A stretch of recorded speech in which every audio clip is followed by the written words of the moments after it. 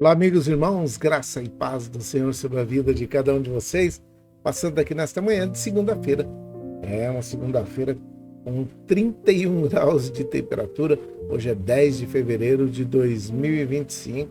Já estamos no dia 10 de fevereiro, né? É uma manhã nublosa, possibilidade de chuva 8%, a umidade relativa do ar está em 49%, mas não se engane, ela vai cair, tá? Vai subir um pouquinho mais a temperatura aí, 32, 33 graus, mas a sensação térmica está lá nos 36, 37 graus. A umidade hoje está em 49% por conta de uma chuva que ainda persistiu na região de Ribeirão Preto ontem, né? No domingo, dia 9 de fevereiro. Mas hoje já estamos aí com temperaturas muito altas.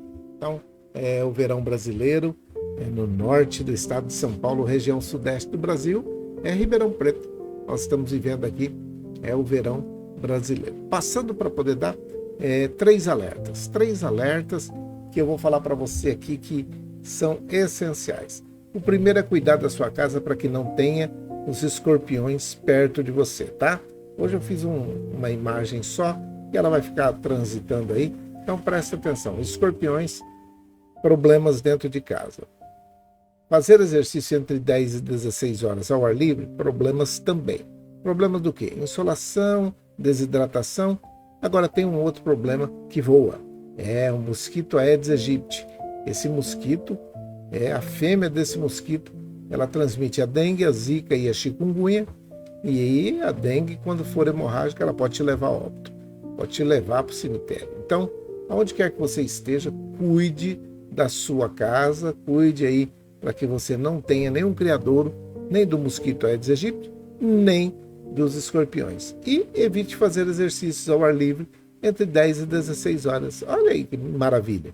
Muito mais fácil, né? Aí você evita de ter que ir para o ambiente hospitalar, ok? Dado esses recados, eu quero falar com você a respeito de uma situação que parece-me que muitas vezes os homens estão buscando aí, querendo ser diferentes, né? E na carta de Apocalipse, carta que Jesus Cristo, que Deus mandou que João escrevesse, né? Está dizendo que nós somos orgulhosos, orgulhosos demais. Deu um puxão de orelha muito grande. E aí você pega aquela situação de ver qual é o versículo que está dizendo isso. E está dizendo aqui, versículo 17 do capítulo 3 de Apocalipse, diz assim: você diz, eu sou rico, estou bem de vida e não preciso de nada. Apocalipse, capítulo 3, versículo 17. Essa situação ainda continua aquela de ontem, né? Quando nós já falamos de alguma coisa a respeito da igreja de Laodiceia. Então, você ontem viu comigo que os mornos são indiferentes, né? Agora hoje você está vendo que são orgulhosos. Aqueles homens e mulheres de Laodiceia eram orgulhosos. Se você for ler aí o versículo 17 e o 18 do capítulo 3, diz assim, você diz, sou rico, estou bem de vida, não preciso de nada. Mas você não sabe o que é infeliz. Presta atenção. Mas você não sabe que é infeliz, sim, miserável, pobre, cego e nu. Infeliz, miserável, pobre, cego e nu. 5 coisas. Aconselho-te que compre de mim ouro refinado pelo fogo, para que você seja de fato rico. Compre vestes brancas para se vestir, a fim de que a vergonha de sua nudez não fique evidente, e colírio para ungir os olhos, a fim de que você possa ver. Olha só que situação. A mornidão que estava fundada no orgulho e na altivez do ser humano ali de Laodiceia, né, dos laodicenses, a igreja que parecia ser rica e abastada ali, uma igreja que estava sossegada ali, falando nesta situação, era A cidade de Laodiceia, um centro bancário, tinha muito dinheiro. O centro bancário daquela região ali, ela dominava. Havia tanto dinheiro, mas tanto dinheiro circulando na cidade, que após um terremoto, 60 anos depois de Cristo, eles foram capazes de reconstruir a cidade sem a ajuda de Roma, que era, na realidade, o poder dominante. Então, eles reconstruíram a cidade sem precisar de Roma. Imagina o tanto de dinheiro que corria nessa cidade. Então, às vezes nós imaginamos que o segredo da paz são os recursos financeiros que nós temos.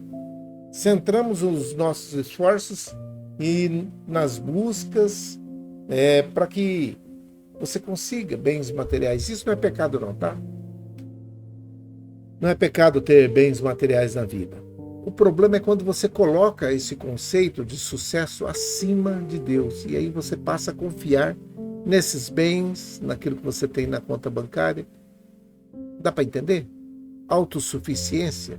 Aqueles que se acham, agora eu tenho muito dinheiro. Não é o que fala o título? Eu tenho muito dinheiro, agora eu estou sossegado. Esta noite te pedirão a tua vida. E o que tens preparado? Para quem será? Já ouviu isso? Pois é, havia tanto dinheiro circulando ali que eles se achavam acima da média e se achavam autossuficientes, não dependiam de Deus. No entanto, aos olhos de Deus, eles eram infelizes porque a família estava destruída, a vida estava destruída, a sociedade estava destruída e o momento espiritual de Laodiceia não era bacana. Não era bacana. Eles eram miseráveis e pobres. Tudo passa. E o que acaba ficando nessa vida, o que é eterno, acabam não tendo.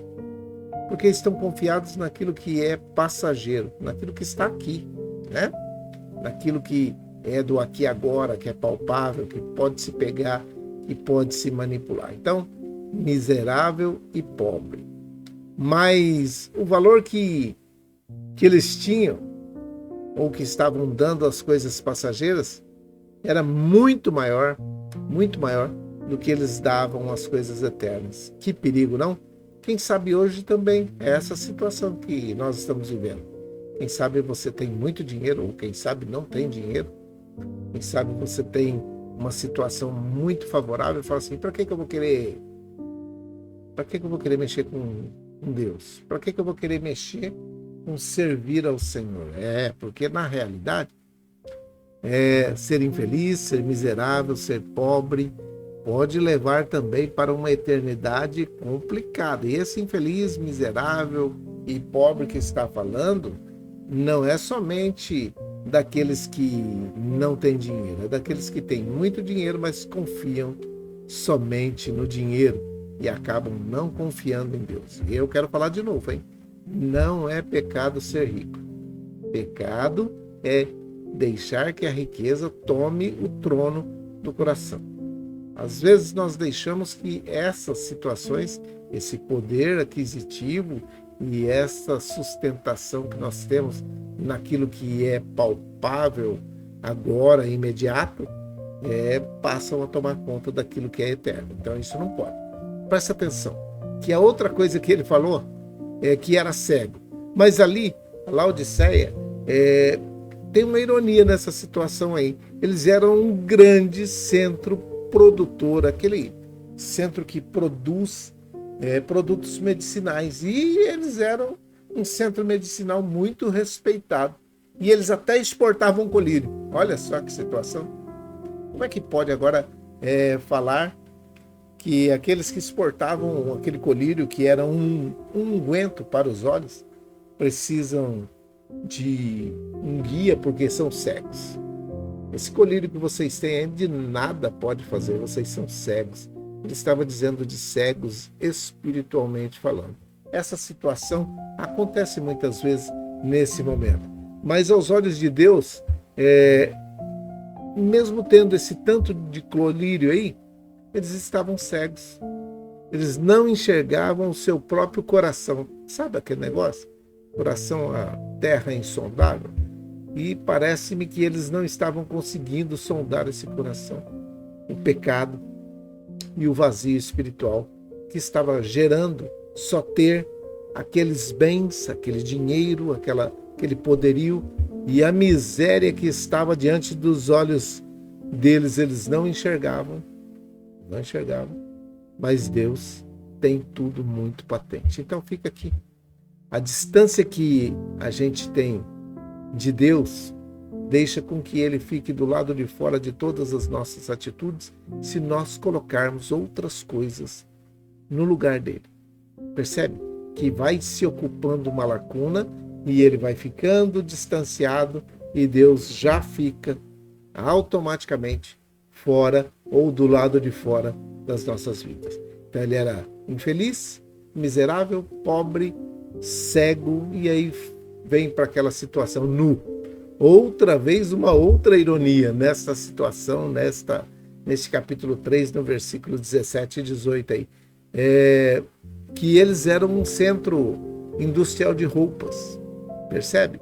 Eles tinham muitas tecelagens ali, tinham pessoas que compravam deles, eles exportavam para o mundo inteiro pelas técnicas de tingimento que eles colocavam naqueles tecidos, cores diferentes, cores mais vibrantes, tanto de peles quanto de tecidos. Eles eram bons nisso. O pessoal de Laodiceia fazia esse trabalho esplendidamente e conseguiam até exportar. Mas Deus vem e fala assim, vocês podem até produzir o melhor tecido, a melhor pele, vocês podem fazer as roupas mais bacanas, mas eu quero dizer para vocês que aos seus olhos vocês estão vestidos, mas aos meus olhos vocês estão nus. Olha que situação. A ideia de vergonha e desonra que aqueles panos, aqueles tecidos ou aquelas peles, aqueles couros não faziam, não tampavam. Aos olhos de Deus, Deus estava vendo tudo. O que eu quero dizer para você é que diante de Deus não temos honra nas nossas atitudes. Não temos. Não merecem aplausos de quem quer que seja. De fato, pode até medir o valor de nossas coisas, ou de todas as nossas coisas. Você pode até medir o valor, mas você não pode, diante de Deus, receber um aplauso ou uma aprovação dos céus. Com coisas terrenas, não. O que é que você pode ser aplaudido no céu? Pode ser aprovado no céu? Jesus está no seu coração. A solução para a nudez, para a cegueira, para a pobreza, é buscar a Jesus. O que realmente tem valor, aquilo que tinha valor, por isso pode comprar. Aí ele vem e faz aquela oferta. Pode comprar de Deus. Comprar de mim, ele fala. Ouro refinado, verdadeira riqueza. Vestiduras brancas, limpas realmente. E um colírio divino, para que possa enxergar o pecado, as dificuldades, as necessidades, enxergar que precisa de um Deus que possa cuidar de você. Qual é o conselho? O conselho nesta manhã é dizer: busque em Jesus a verdadeira paz. Não deixe de buscar em Jesus a verdadeira paz. Esta é a melhor posição que você pode tomar, a melhor decisão que você pode tomar. Por quê? Porque mornos e indiferentes vão ser vomitados. Aqueles que são orgulhosos não vão ter êxito nas suas vidas e você vai precisar buscar a verdadeira paz que preenche realmente o interior do ser humano em Jesus. É isso. Busque em Jesus o preenchimento da verdadeira paz. Amanhã, terça-feira, nós voltaremos com esse mesmo assunto. Mas aí nós vamos colocar uma outra visão, que ele repreende, Deus repreende aqueles que ele ama. Você pode até ler já o versículo 19, que diz respeito a isso. Eu repreendo e disciplino aqueles que amo. Portanto, seja zeloso e arrependa-se. Amanhã nós vamos falar sobre o versículo 19. O convite é para que você continue conosco, acompanhando essa série, e amanhã nós vamos falar a respeito desta situação. Tá bom? Então, hoje eu tenho a minha relação, e eu já fiquei sabendo que muitas pessoas que ontem estavam, que viram que eu tenho uma relação de oração, fizeram as suas também, né? Vocês estão aí, e eu creio que Deus tem um propósito na vida de cada um de nós, nesse momento, e que Ele pode mudar a história de muitas pessoas. Muito feliz por vocês que estão aceitando a Jesus como o único suficiente Salvador da sua vida, e que nesse momento vão orar também, fazendo a oração de renúncia de tudo aquilo que foi feito anteriormente e assumindo um compromisso de servir a Deus o melhor que você puder. Vamos orar? Vamos orar. Pai, em nome de Jesus, o teu filho amado. Muitas pessoas decidindo servir ao Senhor nesta manhã de segunda-feira. Muito obrigado porque o Senhor tem cuidado da vida de cada uma delas até aqui. Mas nesse momento, eu quero te pedir que o Senhor ouça o pedido de perdão de cada uma delas. A renúncia de tudo aquilo que eles fizeram anteriormente e de tudo aquilo que eles pactuaram. Nós repreendemos e quebramos todo o pacto que foi feito, onde quer que eles tenha sido feito. Nós repreendemos a ação desse inimigo, desse demônio que está atuando na vida dessa pessoa e dizemos que só o Senhor é quem pode atuar na vida de cada uma dessas pessoas. Eu oro te pedindo que escreva o nome delas no livro da vida e perdoe os seus pecados, deles o direito de serem chamados, de serem feitos filhos de Deus. Dado esse poder a cada uma delas, que elas possam utilizar desse poder de ser filho de Deus para poder atuar nas regiões celestiais, repreendendo toda ação do inimigo na vida de cada uma dessas pessoas e na vida dos seus familiares também. Perdoa os seus pecados e aceita esse pedido de perdão e aceite-os como filhas e filhos queridos que são. Eu te peço isso em nome de Jesus. Oro pela Dona Maria José, pelo Emerson, pela irmã Maria Dourado e a sua família, pela Isabela, pelo Miguel e família, pela Dona Néia, pelo seu Fernando. Oro pela avó Hilda, pela avó Luzinete, pela avó Tereza, todas as famílias, pelo Eduardo em Piracicaba, que já está se recuperando e agora precisa se recuperar espiritualmente também. Nós oramos pela avó Neuza, pela sua filha Sandra, pelos netos Pedro e Vitor. Que o Senhor continue com suas mãos estendidas sobre a vida de cada uma pessoa dessa família. Eu oro pela Selminha, pelo Geninho, pela Viviane, oro pelos idosos que estão nas casas de repouso, nas creches de idosos, nos asilos, oro pelas crianças, jovens e adolescentes e adultos que estão de volta ao ambiente escolar nesta manhã de segunda-feira, que eles possam ter a mente aberta para receber aquilo que é necessário para se tornarem cidadãos e cidadãs de bem, num país que está padecendo de tanta dificuldade por pessoas de bem. Eu oro por aqueles que estão hospitalizados ou não, aqueles que estão aguardando uma vaga de hospital para uma cirurgia, para uma intervenção cirúrgica. Que a tua bênção, a tua graça, a tua paz repouse sobre a vida de cada uma delas. Que o Senhor abençoe e guarde também aqueles que estão na drogadição, aqueles que estão no alcoolismo, situação de rua, aqueles que estão debaixo de opressão, de possessão, depressão, angústia, tribulação, aqueles que estão tristes, amargurados, aqueles que estão desempregados, procurando um emprego. Abra a porta do emprego para esta pessoa nesta manhã de segunda-feira, nesta semana. Que o Senhor abençoe e guarde cada uma dessas pessoas. Que dê minutos de lucidez para aqueles que estão debaixo de opressão, de possessão, de angústia, de depressão, de tribulação. Que o Senhor providencie, que o Senhor proceda sobre a vida delas um momento de lucidez para que possam decidir servir ao Senhor e sair dessa vida de angústia, de tristeza e tribulação. Oramos pelos empregadores, pelos empresários, pelos empreendedores que estão gerando empregos e que esses empregados que estão hoje trabalhando possam valorizar o emprego que têm e possam fazer com que esses empresários e empresas possam adquirir mais fundos para ter novos empregados e que possam gerar muitos empregos e fazer com que esta empresa, esse empreendimento cresça e que Deus abençoe e que o Senhor abençoe a vida de cada uma dessas pessoas. Eu oro pedindo uma bênção especial sobre a vida de todos aqueles que estão administrando esse nosso país, aqueles que estão no comando do judiciário, do legislativo, do executivo,